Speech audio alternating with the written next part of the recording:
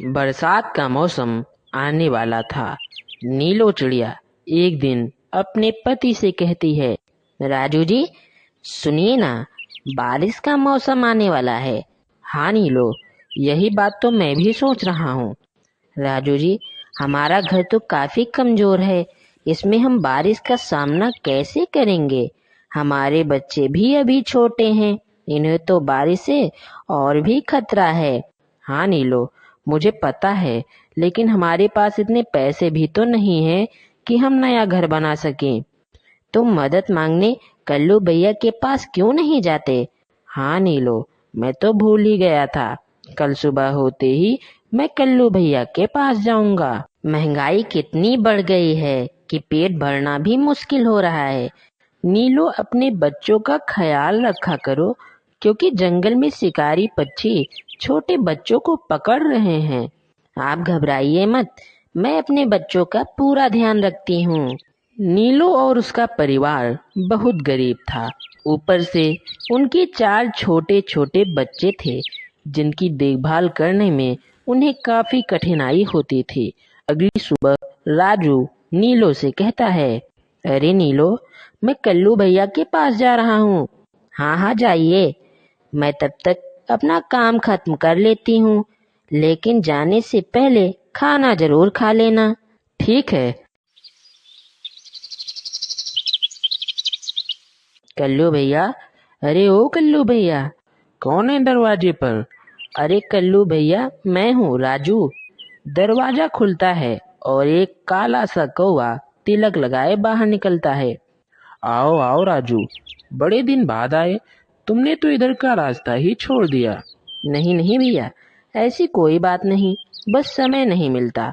आओ, अंदर आओ, बाहर क्यों खड़े हो? दोनों घर के अंदर आ जाते हैं। कल्लू की पत्नी चुपचाप पर्दे के पीछे खड़ा होकर उनकी बातें सुनने लगती है। भैया, बरसात निकट आ गई है। हाँ राजू, मैं समझ रहा हूँ। तुमने नया घर बनाने का इंतजाम किया कि नहीं? नहीं भैया, नया घर बनाने के लिए बांस और घास फूस की जरूरत होगी। घास फूस तो मैं इकट्ठा कर सकता हूँ, लेकिन बांस कहाँ से लाऊं? हाँ ये बात तो है, लेकिन तुमने मुझसे क्यों नहीं कहा? देखो, हमारे घर के पीछे बांस का कितना बड़ा बाग है, जितनी चाहे उतना ले लो। आपका बहुत बहुत धन्यवाद भैया। कल्लू की पत्नी रेखा बहुत लालची थी और वह नीलो चिड़िया से जलती थी। यह बात उसने जैसे ही सुनी कि कल्लू ने राजू को बांस ले जाने को कहा है, उसकी आंखें लाल हो जाती हैं। वह कल्लू को आवाज देती है, कल्लू जी सुनिए ना, जरा यहाँ आइए। हाँ रेखा, आता हूँ। अरे एक नंबर के गधे हो क्या? क्यों, क्या हुआ? अरे तुम राजू को मुफ्त में बांस दे रहे हो, तो इसमें कौन सी बड़ी बात है? वह हमारे भाई के समान है और उसके 4 छोटे छोटे बच्चे हैं। हमें उसकी मदद कर देनी चाहिए, बेचारा गरीब है। अरे मूर्ख, वो गरीब नहीं है, बस काम चोरी कर रहा है। मुफ्त में बांस देकर तुम अपना घाटा क्यों करा रहे हो? एक बांस कम से कम 3 रुपए में बिकेगा और तुम मुफ्त में दे रहे हो। हमारे भी बच्चे होंगे, हमें बांस बचा कर रखना चाहिए। हाँ रेखा, बात तो सही है। तो क्या कहती हो तुम, मैं क्या करूं? तुम राजू को मना कर दो।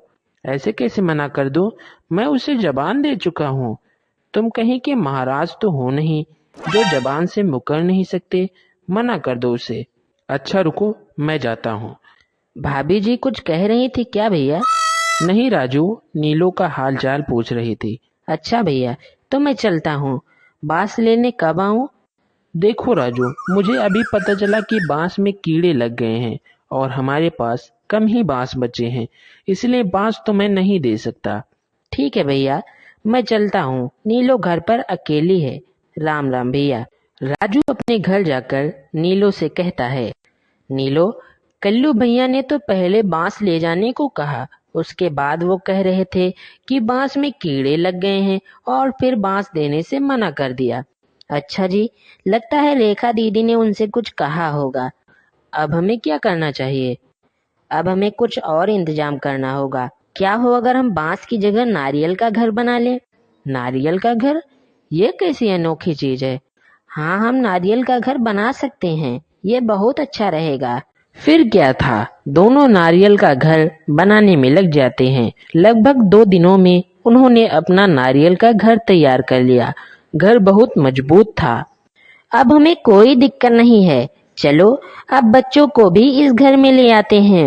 एक दिन बहुत तेज आंधी आई और काले काले बादल आ गए।